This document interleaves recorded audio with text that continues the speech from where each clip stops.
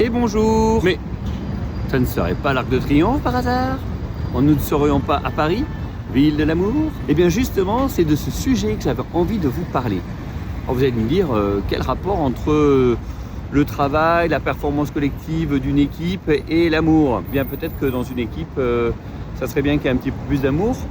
Mais l'amour dont je voudrais vous parler, cette fois-ci, c'est surtout celui de la recherche de l'amour. Alors, le lien entre la recherche, l'amour et le travail, vous allez voir qu'il y a quelques similitudes.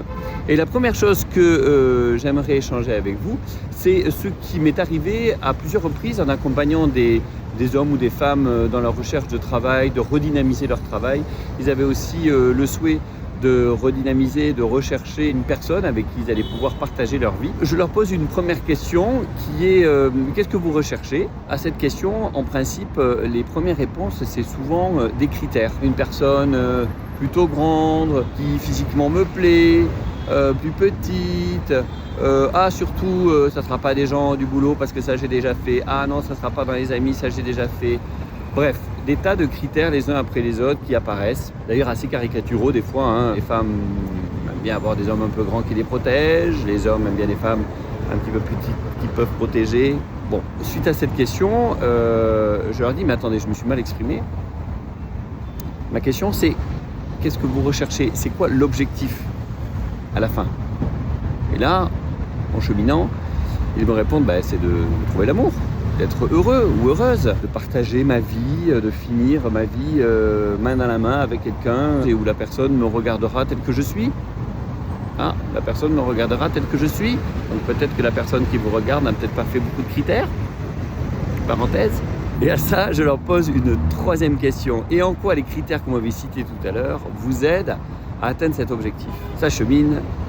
Et souvent les personnes disent, ah non, ça ne me permet pas. Au contraire, ça m'évite de l'atteindre cet objectif. En fait, ce qu'ils citent comme des critères de sélection, il s'agit en fait de critères de protection. C'est des critères que votre cerveau, notre cerveau, nous envoie suite à avoir eu sans doute un drame affectif, une trahison, une souffrance, etc. Pour se protéger, le cerveau va mettre plein de critères en place qui vont protéger le cerveau de la douleur de l'amour qui a été connu. Et là où nous on croit que c'est des critères de sélection, en fait c'est le cerveau qui envoie des critères de protection. Et plus il met des critères, et bien moins on trouve notre objectif.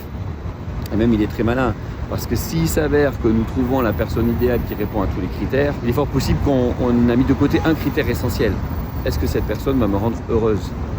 Jusqu'à la fin de nos jours, lorsqu'on a 70-80 ans, est-ce que le physique a de l'importance? Est-ce que la taille de la personne a de l'importance? Est-ce que le fait que la personne qu'on a rencontrée était issue de notre rang amical ou de travail a de l'importance? Non. Ce qui a de l'importance, c'est qu'on a été heureux.